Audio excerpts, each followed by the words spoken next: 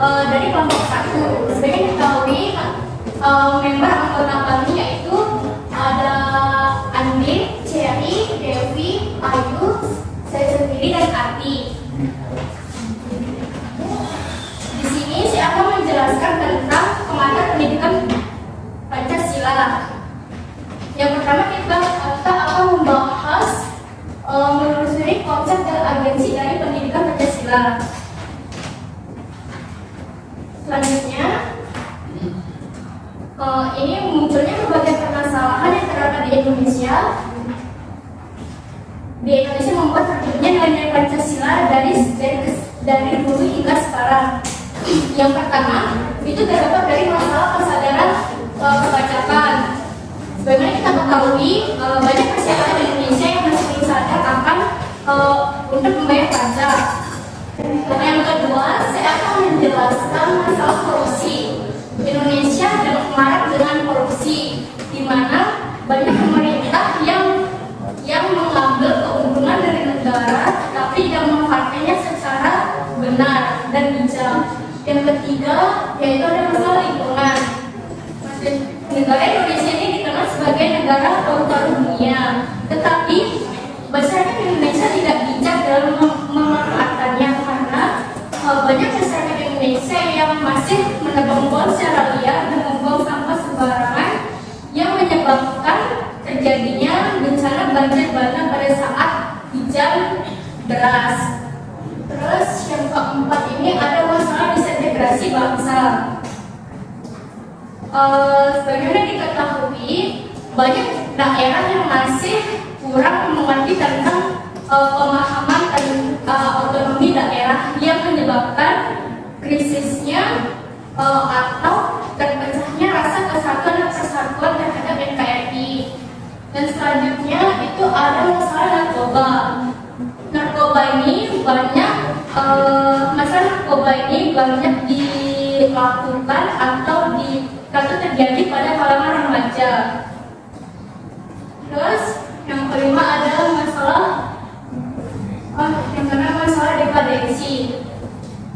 Masalah dekadensi moral ini banyaknya masyarakat yang bersifat materialisme, pragmatisme dan hedonisme yang semakin merajalela, terutama di kalangan generasi muda. Yang keenam yaitu yang ketujuh adalah masalah penegakan hukum yang berkeadilan. Negara Indonesia ini merupakan negara hukum, tetapi pemerintah hukum Indonesia ini tidak adil. Seperti misalkan ada seorang nenek yang hanya mengambil uji tetapi dipenjara, sedangkan pemerintah atau DPR yang melakukan korupsi tapi tetap dibebaskan atau tidak diurus lagi permasalahan itu. Terus yang terakhir yaitu masalah terorisme. Terorisme ini merupakan masalah besar di Indonesia. Terorisme ini terjadi karena kurangnya pemahaman agama, pendidikan, dan ekonomi yang sempit, sehingga menyebabkan mereka itu melakukan kekerasan tanpa memandang siapa orang itu dengan mengatasnamakan agama.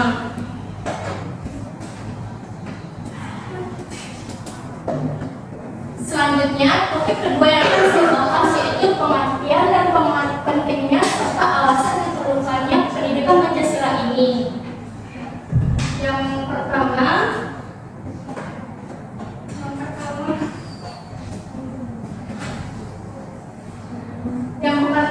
yaitu pengertian pendidikan Pancasila. Pendidikan Pancasila ini merupakan sarana usaha sadar dan terencana untuk membangun skill, knowledge, attitude untuk mahasiswa dengan mengutamakan nilai-nilai Pancasila ini sebagai kaidah penuntun agar menjadi warga negara yang baik. Selanjutnya itu pentingnya pendidikan Pancasila. Pendidikan Pancasila di perguruan tinggi yaitu untuk mempersiapkan mahasiswa ini menjawab dalam berbagai tantangan yang ada di dunia di masa depan dengan mempunyai pengetahuan, pemahaman, dan penghayatan dalam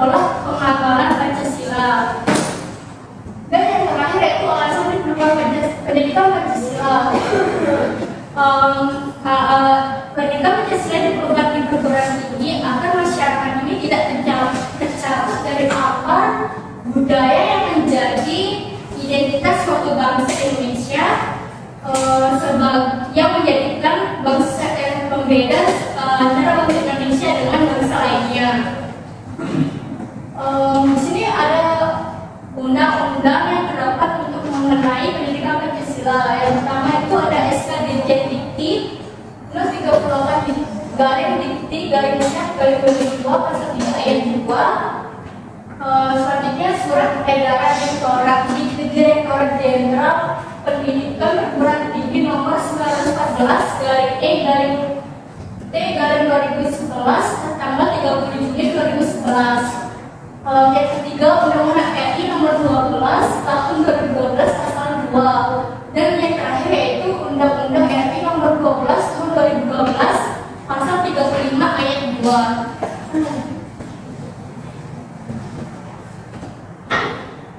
Topik yang ketiga ini saya akan membahas tentang menggali sumber historis, sosiologis, yuridis, dan politik pendidikan Pancasila. Di sini yang pertama yaitu pemahaman tentang pendidikan Pancasila bersumber historis.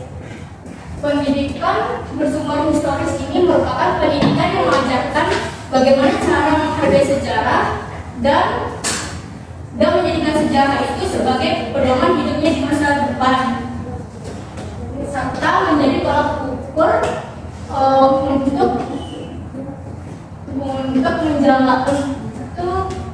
menjalani kehidupan selanjutnya.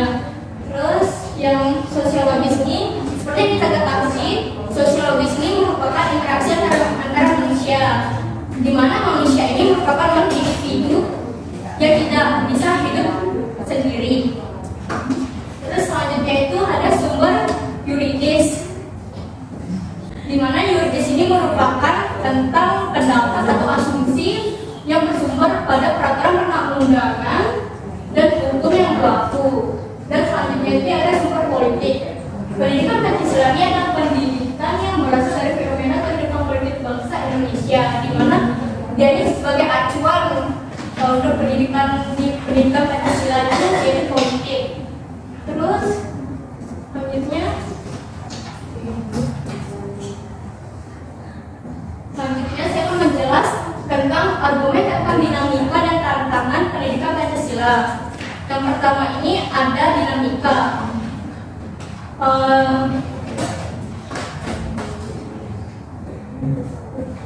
Dinamika pendidikan Pancasila ini sebagaimana diketahui bahwa pendidikan Pancasila semakin sekarang ini mengalami pasang surut dalam implementasi Pancasila. Karena nilai Pancasila ini sudah diwariskan dari sejak dahulu hingga sekarang. Kita harus mempertahankan nilai-nilai tersebut.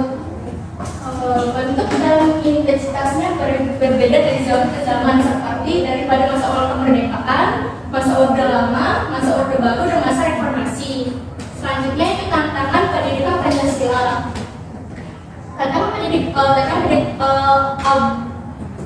Abdul Ghani ini menyatakan bahwa Pancasila adalah leitmotif dan lestari, di mana itu sebagai dorongan pokok dan bintang penunjuk jalan. Tanpa adanya leitmotif dan lestari ini, maka Pancasila ini akan menyeleweng. Maka dari itu penyelewengan tersebut harus ditundasi dengan cara mendahulukan Pancasila sebagai dasar moral dan dasar filsafat. Selanjutnya ini saya akan membahas mendeskripsikan esensi dan urgensi pendidikan Pancasila untuk masa depan. Pendidikan Pancasila ini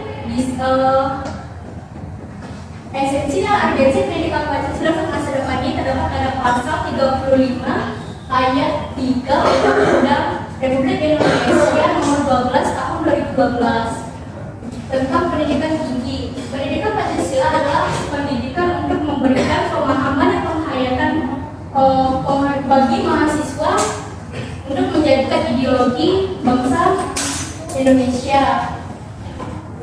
Dikjen Dikti mengembangkan esensi materi pendidikan Pancasila yang meliputi pengantar perkuliahan pendidikan Pancasila, Pancasila dan kajian sejarah bangsa Indonesia sebagai dasar negara, sebagai ideologi bangsa, sebagai filsafat, sebagai sistem etika, dan sebagai dasar nilai ilmu pengembangan ilmu. Dan terakhir, di sini saya akan menyimpulkan bagaimana pentingnya pengantar pendidikan Pancasila di perguruan tinggi. Pancasila memiliki nilai-nilai luhur yang dapat dijadikan pedoman hidup dalam bermasyarakat, berbangsa, dan bernegara. Penanaman penerapan nilai Pancasila sangat diperlukan untuk mahasiswa di perguruan tinggi agar tidak terjadinya lagi permasalahan-permasalahan yang terjadi yang pertama kali saya bahas, yaitu masalah korupsi, terorisme, narkoba, perpajakan, itu supaya mahasiswa itu tidak melanjutkan lagi dari kasus-kasus tersebut. Sekian dari presentasi kelompok saya itu bab 1 dengan judul materi pengantar pendidikan Pancasila. Mohon maaf atas kesalahan mungkin ada sedikit kata-kata yang gimana. Sekian, terima kasih.